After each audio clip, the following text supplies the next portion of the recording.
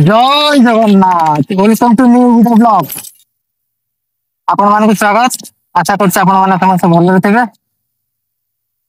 କାଲି ରାତିରେ ମୋ ସାଙ୍ଗର ମୋର ଝଗଡା ହେଇଯାଇଥିଲା। ଝଗଡା ବୋଲି ମାରପିଟ ନୁହଁ, କଥା ଯୁକ୍ତି ତର୍କ ହେଇଥିଲା ଆଉ କଥା କେତି ଆଉ। ଆପଣ ମାନେ ଗୋଟେ ବିଚାର କରିବେ, ଗୋଟେ କମେଣ୍ଟ କରି କହିବେ ବି ମୋର ଗୋଟେ ପ୍ରଶ୍ନ ମୁଁ ରଖିବି ଆପଣଙ୍କ ପାଖରେ, ଆପଣ ସେଟା ତାର ଉତ୍ତର ଦେବେ ଆଉ।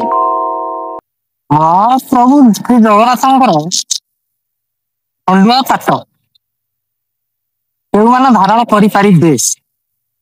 ଆପଣ ଜାଣିଥିବେ ପୂଜା ପର୍ବ ଏବେ ସରିଯାଇଛି। ଆଉ ସମସ୍ତେ ଖଣ୍ଡୁଆ ପାଟ ଦେଇଛନ୍ତି। ଆଉ କିଛି ଏମିତି ଲୋକ ବି ଅଛନ୍ତି ଅପବ୍ୟବହାର କରୁଛନ୍ତି। ନାଁ ଧରିବେନି କି ଜାତି ଧରିବେନି, ଜାତି ଧର୍ମ କିଛି କହିବେନି। ବୁଝିପାରୁଥିବେ ଆଉ।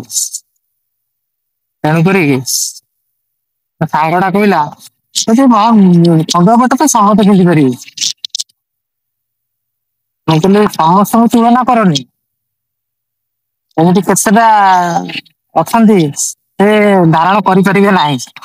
ବହୁତ ଥର ବହୁତ ଯୁକ୍ତିତର୍କ କଲା ଆଉ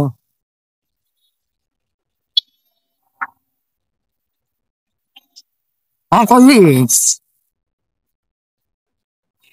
ବହୁତ ଯୁକ୍ତିତର ହେଲା ପରେ ଚାରି ପାଞ୍ଚ ଜଣ ମୋ ସାଙ୍ଗ ମାନେ ବସିଥିଲେ, ମୋ ସପୋର୍ଟରେ ଗଲେ। ମତେ ବହୁତ ସପୋର୍ଟ କଲେ, କିନ୍ତୁ କିଛି ଦି ଜଣ ଖଣ୍ଡେ ଅଛନ୍ତି ସପୋର୍ଟ କଲେନି, କାହିଁକି ନା ସେ ତାଙ୍କ ସହିତ ସେଲ୍ଫି ଉଠେଇଥିଲେ। ଯୋଉଟା ରିସେଣ୍ଟ କଟକରେ ଯୋଉ ଘଟିଛି ଆଉ। ଆଉ ଆପଣ ବୁଝିପାରୁଥିବେ ଆଉ।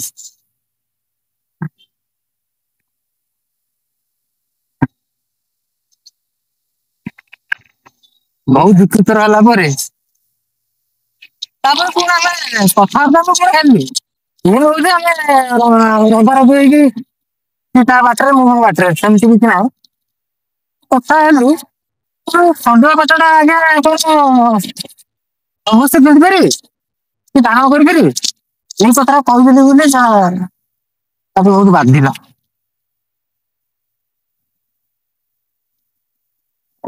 କହିଲା ସାଙ୍ଗଟା କହିଲା ତୁ ତ ଟଙ୍କା ଦେଇନୁ, ତୁ କଣ କହୁଛୁ? ଯିଏ ଟଙ୍କା ଦେଇଛି ସିଏ ତାର ଧାରଣ କରିବ। ମୁଁ କହିଲି ଆରେ ଟଙ୍କା କଥା ଏଠି ପଡିନି। ପ୍ରତି ତୁଲାରେ ଆପଣ ବୁଝିପାରୁଥିବେ କଣ କହିବେ, ମୁଁ କିଛି କହିବାକୁ ଚାହୁଁନି। ସେ କହିଲା ଯିଏ ଟଙ୍କା ଦବ ସେ ତାକୁ ଧାରଣ କରିବା ପାଇଁ ଦିଆଯିବ। ମୁଁ କହିଲି ଓହୋ ଏମିତି କଥା କି? ହଉ ଆପଣ ମାନେ ସାଙ୍ଗମାନେ ବିଚାର କରିବେ ଏଇଟା ଠିକ କେତେ ଦୂର ଆଉ। ଆମ ଗୁଗୁଲ ରେ ସର୍ଚ୍ଚ କରିଥିଲି, ଉପରେ ଦେଖନ୍ତୁ ଗୁଗୁଲ ରେ ସର୍ଚ୍ଚ କଲେ ତାର ଫଳାଫଳ କଣ ଆସିଛି। ଆଉ ବେଶୀ କିଛି କହିବେନି। ଯଦି ଏଇ ଭିଡିଓଟି ଭଲ ଲାଗିଥିବ ଲାଇକ୍ ସେୟାର ସବସ୍କ୍ରାଇବ କରିବେ। ରହିଲି, ଜୟ ଜଗନ୍ନାଥ।